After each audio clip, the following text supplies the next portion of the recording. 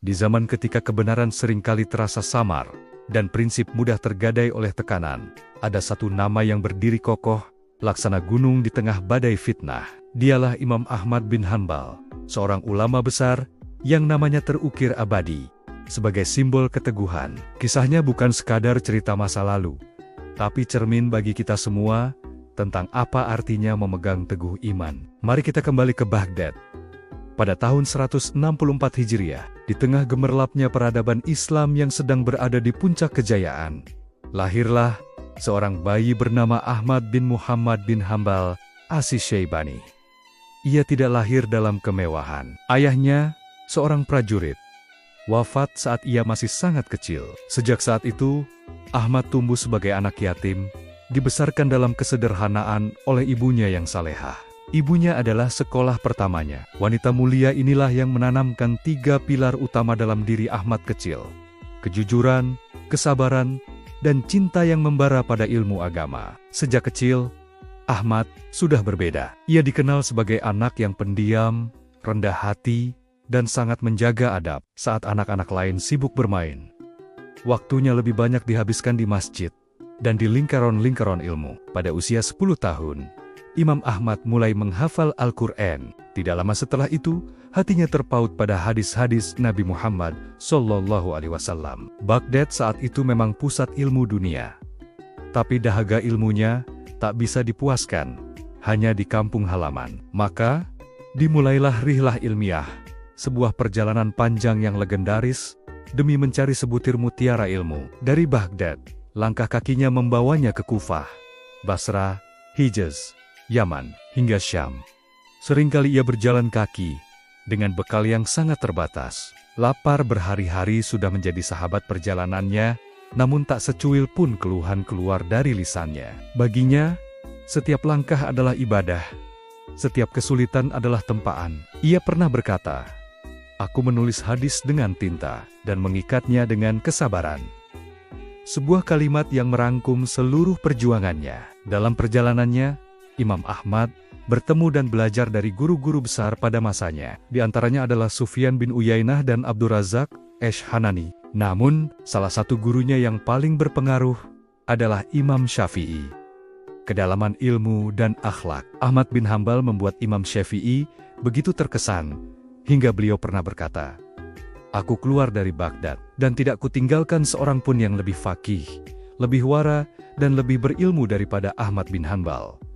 Pengakuan ini bukan tanpa alasan. Imam Ahmad tidak hanya menghafal ribuan hadis, tapi ia memahami makna, meneliti sanad atau rantai perawinya, dan mengamalkan adabnya. Ia sangat takut berbicara tentang agama tanpa dalil yang kuat. Jika ada pertanyaan yang ia tidak ketahui jawabannya, dengan penuh kerendahan hati, ia akan berkata, "Aku tidak tahu."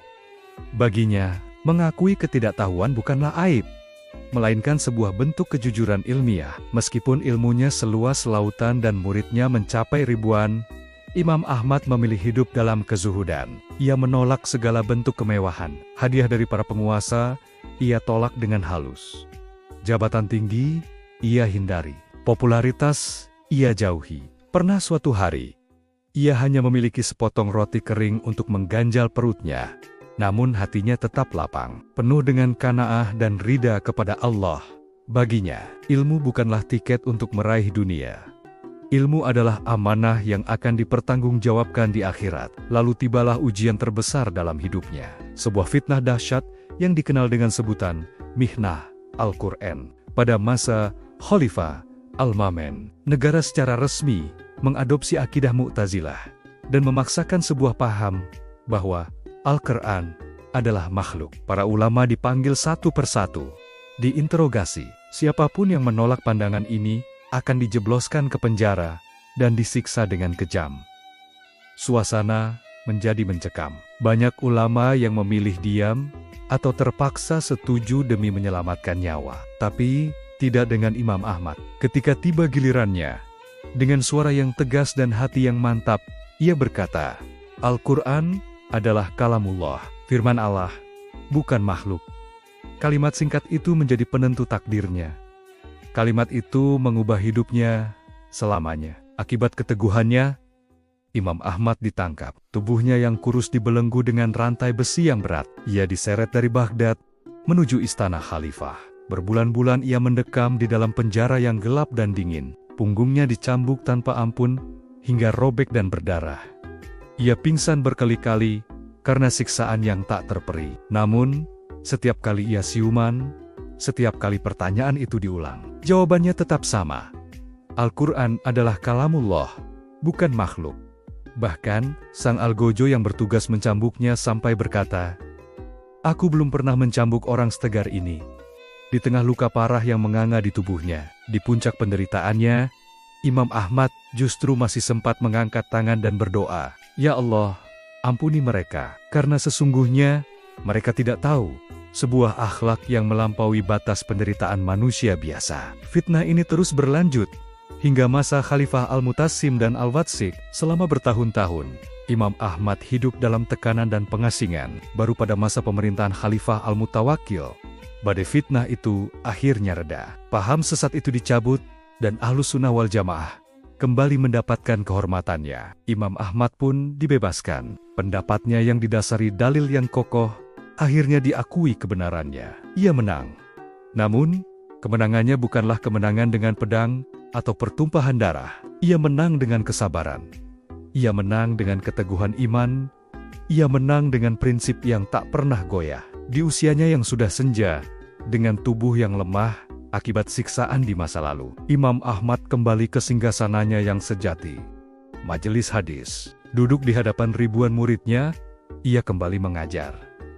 Semangatnya untuk menyebarkan ilmu tidak pernah padam. Di masa inilah, ia menyelesaikan karya monumentalnya. Sebuah kitab hadis raksasa yang kita kenal sebagai Musnad Ahmad, yang berisi lebih dari 40.000 hadis. Hingga akhir hayatnya, ia tetap hidup sederhana. Ia tidak meninggalkan warisan berupa harta atau istana megah, tapi ia meninggalkan warisan yang jauh lebih berharga.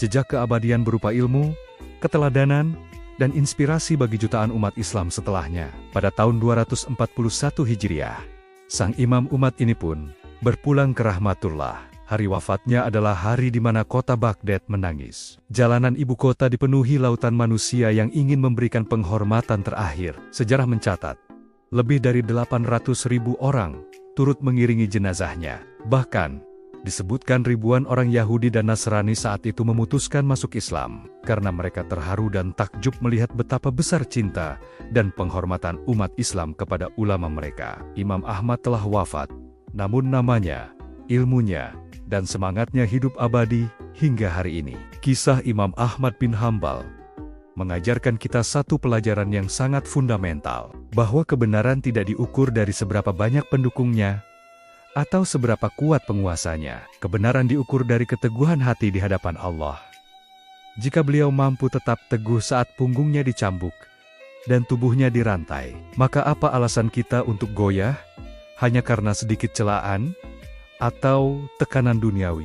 Semoga Allah meneguhkan iman kita di atas kebenaran, sebagaimana Dia telah meneguhkan iman Imam Ahmad bin Hambal. Amin, ya Robbal Alamin. Terima kasih sudah menyimak. Jangan lupa untuk subscribe, agar kita bisa terus belajar dari kisah-kisah inspiratif lainnya. Sampai jumpa.